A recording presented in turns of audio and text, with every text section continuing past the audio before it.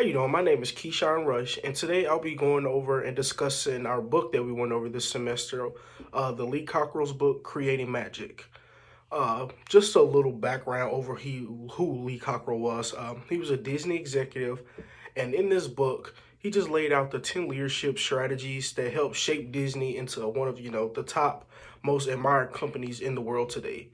So it was a lot to pick apart throughout the book, but what he did was he kind of organized it really well, made it an enjoyable read, but also gave me the opportunity to, if I didn't understand something, it was easy to pinpoint it in a chapter and reread it and go over it where I was able to understand. So the main ones that I picked, let me see, out of the whole textbook, the three strategies that I picked were remember everyone is important. Second, your people are your brand. And three, stay ahead of the pack. And together, these strategies just highlighted the whole importance, out of the whole book and in general, of valuing people and embracing innovation as a leader. So, just to go into the first strategy, I'll start with remember everyone is important, which was explained in, I believe, in chapter 3 of the book. But Lee Cockrell just emphasized that, no role is too small and every person matters to the success of the organization. Leaders who treat every employee with respect and recognize their contributions will help create a culture of loyalty and pride. Keeps your workers wanting to come back happy and joyful and wanting to work at Disney or anywhere really. Your boss and your leaders have to kind of instill that work and that feeling into their employees. This can be simple as knowing, your workers' names, saying thank you, asking them how their weekend was, just getting some input from them. Getting to know your team is the best start. And I think Disney did a great job at just analyzing and listing how they want to, go about, like going about listing their duties, who's going to come in, how these tasks are going to get handled. If someone has to, get redirected, there's almost a way and a solution for almost every incident, that you can have at a facility at your work. And at Disney, I think it was an example like even the custodial staff, even like, the regular janitorial help, they were all seen as critical to the guest experience.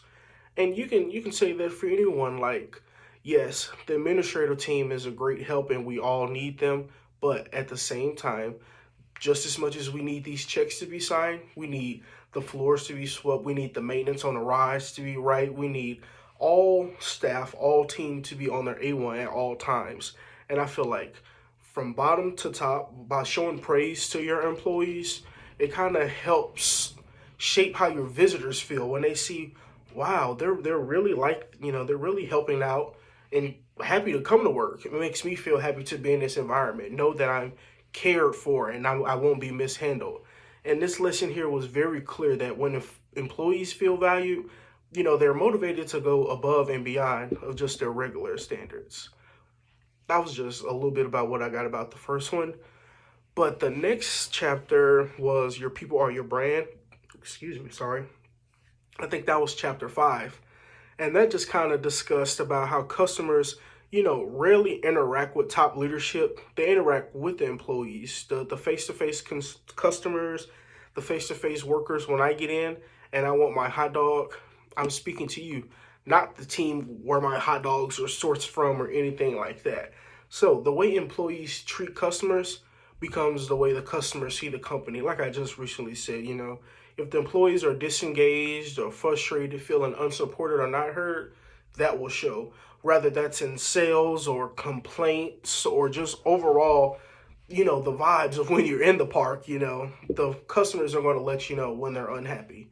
But on the other hand, all of those first C employees are trained and encouraged to treat those staff well and to carry that energy over to the customers, to the staff, to to everyone, and just to make sure that hey, we have to have that upbeat, that confidence, that life in me that hey, I'm here to work not just for a paycheck, but to kind of give these people, an experience. And that goes for Disney or even at Cox Health where we're here assisting the patients when they're sick and we have to give our best energy towards them because they're feeling down and sad. So that's just kind of a little bit more on that one that Lee Cockrell, kind of discussed.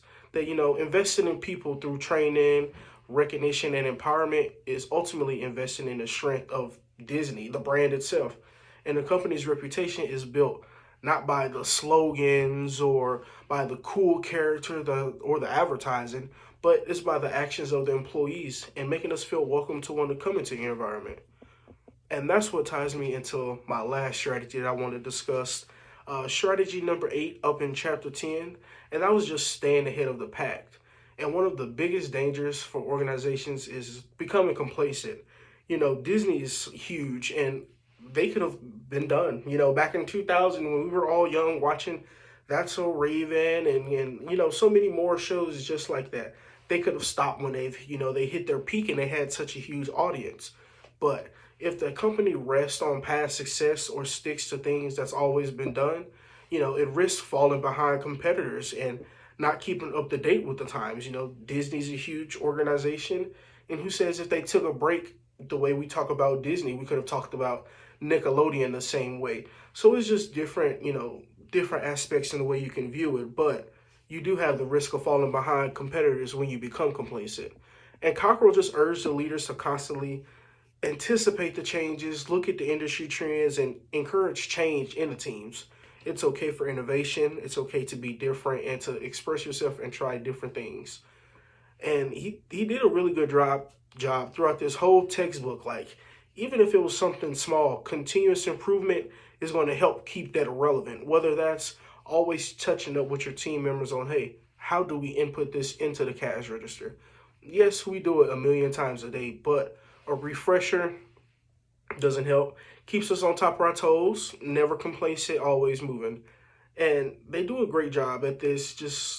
At Disney, I say they do a great job at this, like I saw in the textbook. Just regularly updating expectations of the staff and new events and keeping the visitors excited. Like, Cars has been out for years, but hey, Disney makes Cars cool.